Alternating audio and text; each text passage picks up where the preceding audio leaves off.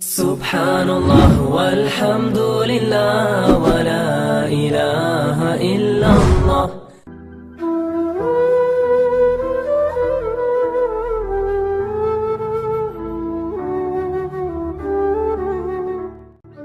Ittaqu da'watal mazlum, takutlah kamu pada doa orang yang teraniaya. Ada seorang nelayan, anaknya dalam keadaan lapar, menangis, meneteskan air mata karena tidak makan. Lalu kemudian dia ambil jaringnya, dia pun pergi ke tengah laut. Lalu kemudian dia pasang jaring. Alhamdulillah, usahanya dikabulkan Allah. Senang hati melihat seekor ikan besar. Lalu dia pun bawa pulang. Terbayang anak akan menyuap, hilang letih, hilang lelah, tetes puluh keringat dan air mata. Karena nanti anak akan makan nyaman, tenang, perut kenyang, anak akan tertidur. Hilang lelah melihat senyum anak tertidur pulas. Tapi ternyata itu hanya sebagai mimpi semata.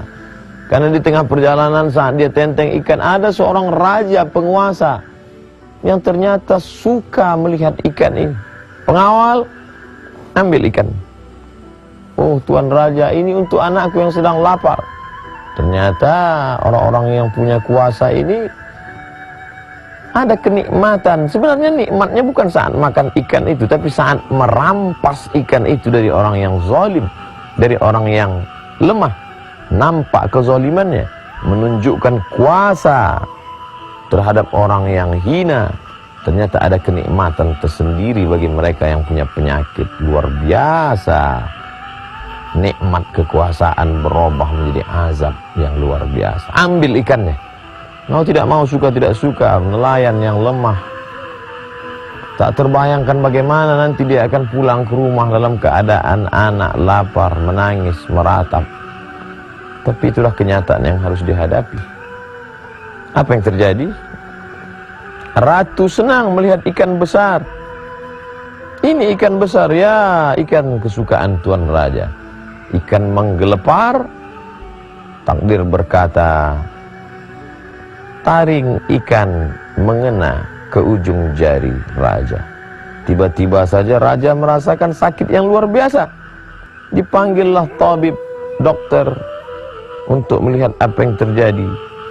Ternyata racun dari ikan beracun, sudah masuk ke darah dan sudah mulai terasa. Lama kesembuhan tak juga tiba. Bagaimana ini tabib? Bagaimana ini dokter? Nampaknya tangan Tuan Raja harus diamputasi. Tidak ada obat lain, tidak ada. Akhirnya jari harus hilang. Tapi ternyata nyerinya tetap tidak hilang. Jari sudah hilang karena dia bukan berada di jari tapi sudah masuk ke darah. Kalau begitu harus dipotong sampai ke pergelangan. Nauzubillah, menyakitkan, mengerikan, menakutkan. Tapi ini harus dilakukan. Kalau begitu harus dipotong sampai ke pergelangan tangan. Bagaimana rasanya Tuan Raja?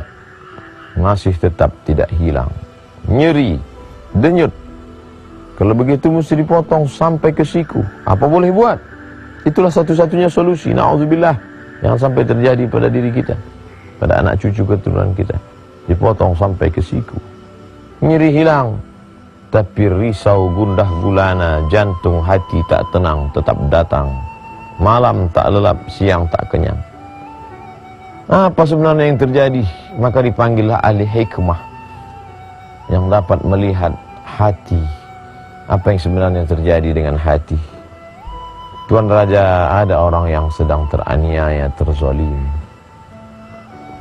Coba kau renung kembali, wahai Tuan Raja, apa yang kau rasakan? Betul, memang ikan ini diambil dari orang yang sedang pulang, akan memberikan sesuap makanan pada anak-anak yang menangis di rumah.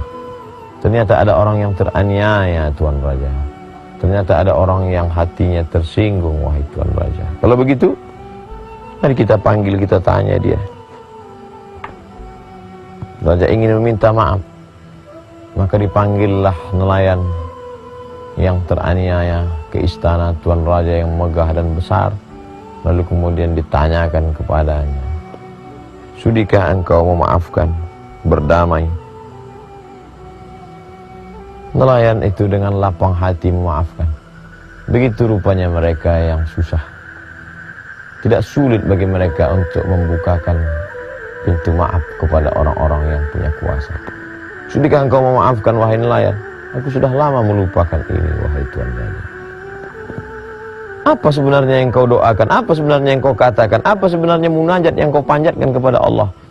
Sehingga begitu berat siksa yang diterima ini. Apa kalimat yang kau katakan? Tidak banyak Tuan Raja. Apa yang kau katakan? Ya Allah, Raja sudah menunjukkan kuasanya, maka tunjukkan kuasamu. Bergetar hati raja. Ternyata dia tidak mengadu kepada penguasa, dia tidak meminta kepada manusia, dia tidak berharap kepada hamba, tapi dia mengadu kepada pemilik hamba. Qalbul mu'min baina asabi'ir rahman, hati seorang manusia berada dalam genggaman qudrat iradat kuasa Allah Subhanahu wa taala. Mengadu kepada manusia kecewa, mengadu kepada kawan esok dia akan berubah menjadi lawan, mengadu kepada penguasa boleh jadi akan sia-sia, tapi mengadu kepada dia yang tak pernah mengecewakan harapan dan munajat serta permohonan dengan satu kalimat, ya Allah, Raja sudah menunjukkan kuasanya, maka tunjukkan kuasamu ya Allah. Ikan juga lemah, tapi ternyata gigi taringnya mengandung bisa. Bisa itu masuk ke darah, masuk ke dalam tulang. Begitulah Allah membalas. Ittaqu da'watal mazlum. Hati-hati, waspada terhadap doa orang yang teraniaya. Mudah-mudahan kita tak pernah menganiaya orang, dan andai pun pernah, mohon maaf. Terima kasih. Wassalamualaikum warahmatullahi wabarakatuh.